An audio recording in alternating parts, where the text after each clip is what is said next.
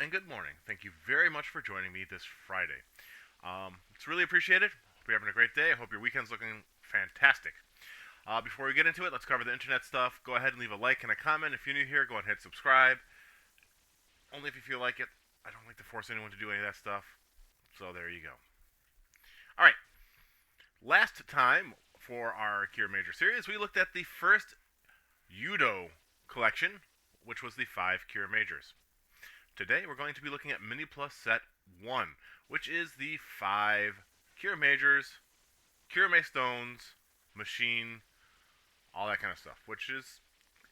I like it. I like the idea of these gemstones becoming vehicles in mecha and all that kind of stuff. So we'll be looking at all that in just 1 second when we get to the table. Let's see. The next video will be Galta and a Debatai, I think they're called. I have to recheck. I didn't memorize it as well. But one of the Mook characters. I can never remember what they're called. And we'll be looking at a evil mecha as well. We'll be looking at Machine Joki and Smog Joki. And we'll be also looking at Machine Express and how it combines with Machine Joki to become King Express. So we'll be looking at all that on Monday. And there you go. That's it. Again, thank you very much for being here. Let's get to the table. Tom's here with his toys. He's here to play. Let's go. Hi guys, today we're going to be looking at the main mecha of Kirameiger. We have the Mashin Sentai Kirameigers standing behind their respective gems. Machine Fire, Machine Mecha, Machine Chevalo, Machine Helico, and Machine Jetter. I'm imagining that's probably like a ruby, sapphire, I'm not sure, maybe a diamond, and I don't know either. They're all supposed to be, rare gems, that kind of stuff. And the gems are sentient. They do not transform into their vehicles or mecha at first until Red joins the team. And due to one of the themes of the storylines being the fact that Red has some kind of mystical power and the imagination and artistry to draw the gems as other things, he gives them the ability to turn into their respective vehicles and then later their mecha.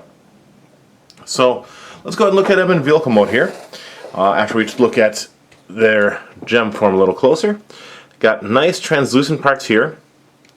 On the show, the suits, these translucent parts, are lit up with LEDs and stuff on the suits. It looks really cool.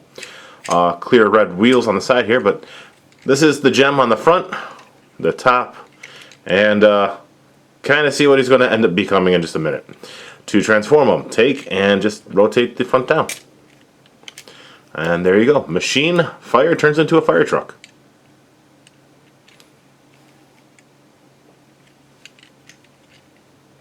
I like it. I do. I think it's an interesting fire truck. The ladder here can be extended out, like so. And you can extend it further with that. And he actually does use it in the show at one point to save some civilians who are trapped on a high-rise. But it's also used as a weapon, of course. Oh no! I popped the fist right off. Whatever shall I do? Come on in, there we go. But yeah, he uses it for attacks, all that kind of stuff, but this is Machine Fire. Got a cool translucent red pieces here as well. Very cool. I like him.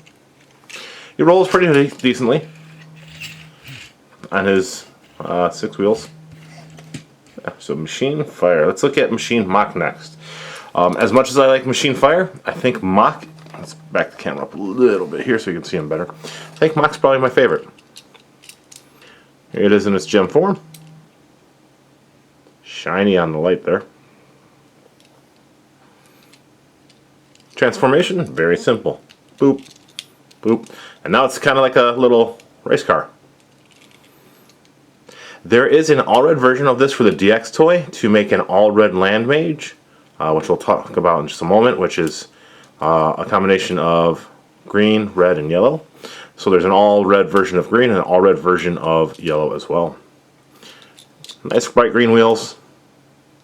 Very, I don't know, I really like, maybe it's because it's green, but I really like this.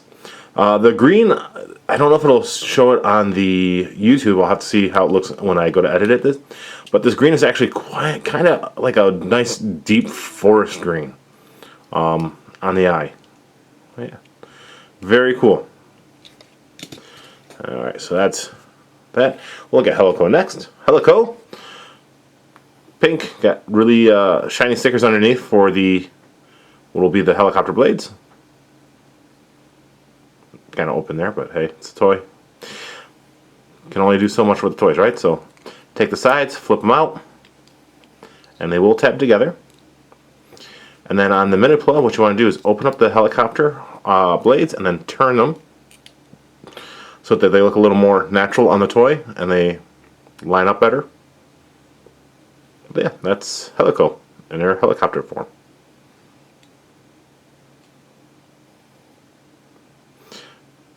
So it looks like it's missing a sticker because it's got that one there.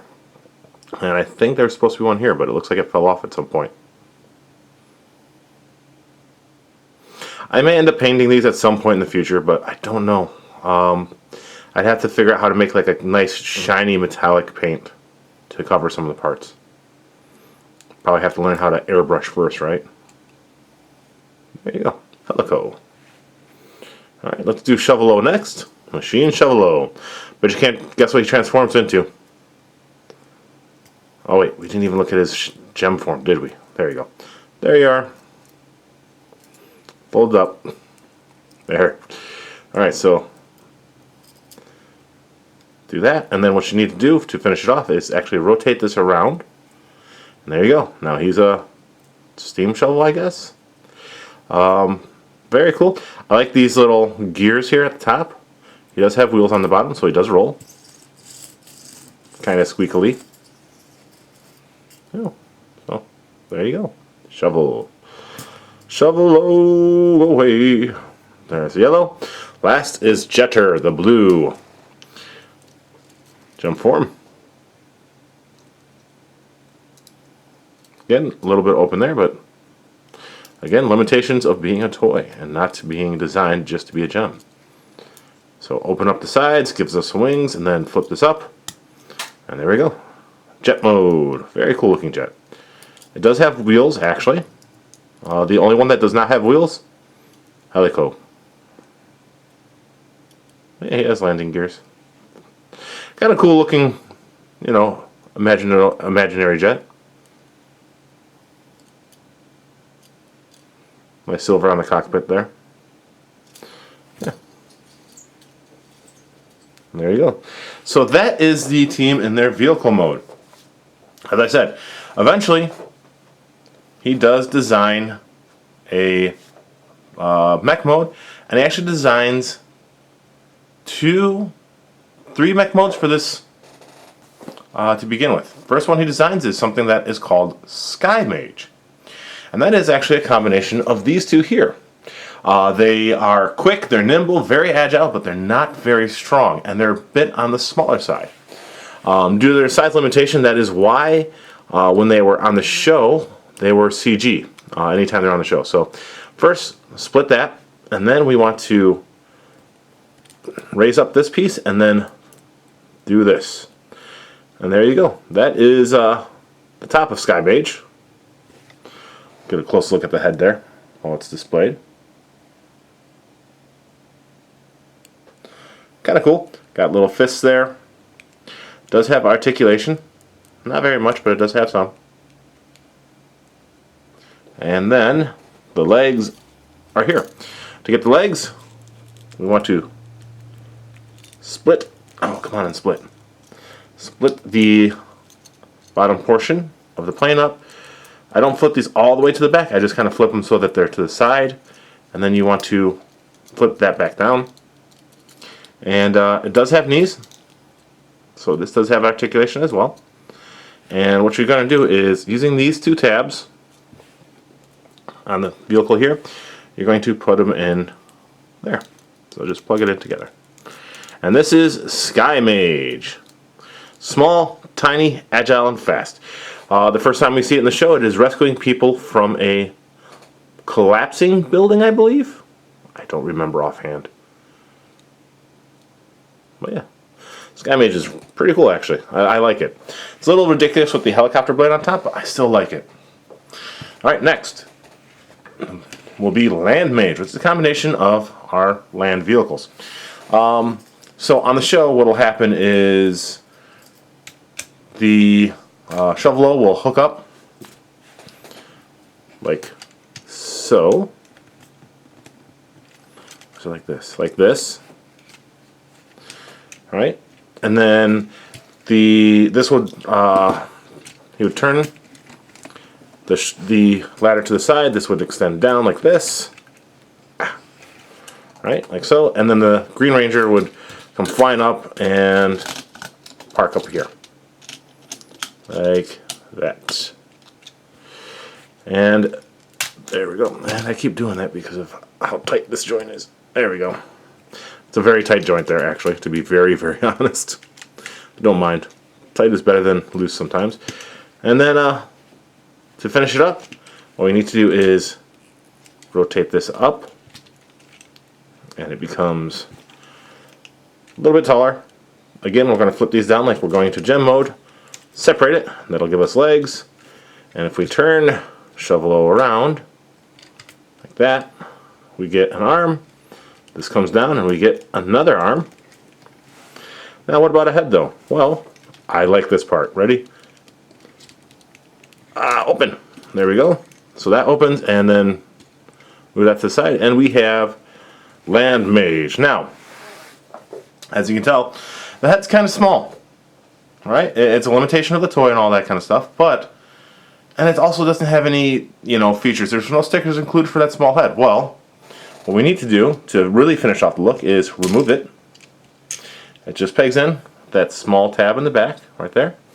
And if you go to the bottom of Mach, there is a hole that the tab will fit into, so that you have a spot to store the Land Mage head. There, like that. Alright, then what we're going to do is we actually have a Land Mage head on a bowl joint here, and plug that in, and bam, there you go. This is the Land Mage.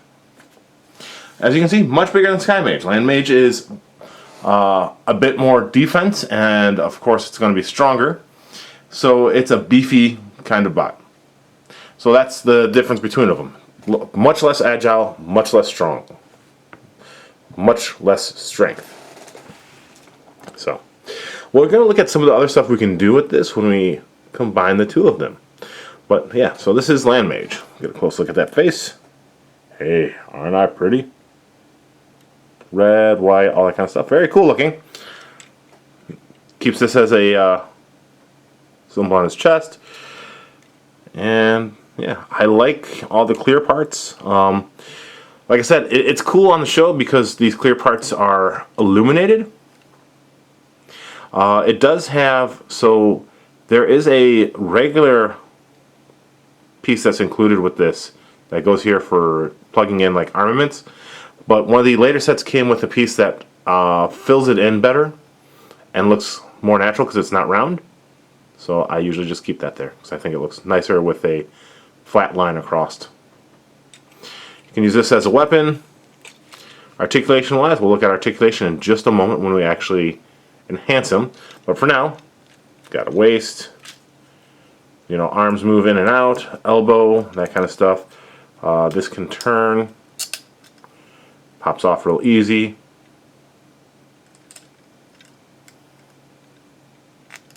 Which I don't mind. This moves. This can actually be tilted up and out of the way, so you can get some good movement, range of movement there. Elbow, rotation. Oh, there is a joint in the. Let's see if you can see how it has the two things there.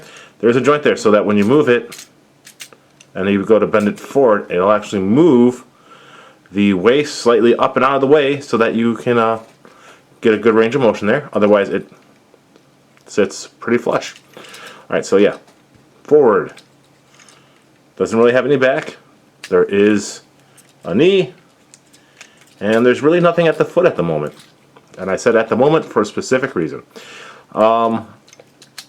So yeah, so this is the Land Mage and the Sky Mage. Now they do combine to make Kirameizin's main mech, which is the Mashin Sentai Kiramaizin. So to get that, what we need to do, not much. We need to take apart Helico and Jetter. For Jetter, what we want to do is take and swing this piece out from his leg, and then tab the legs back together. Clip that up on top, close the wings, like so, and then extend this piece out. And he's ready. Gets to become a sword. So set him to the side, he's done. Helico! We're going to have to reverse what we did, so boop, and then that, and then these will go up to like a V, and we want the helicopter blades to go to that V as well, and there are very small indentations right here. Come on and focus for me, camera.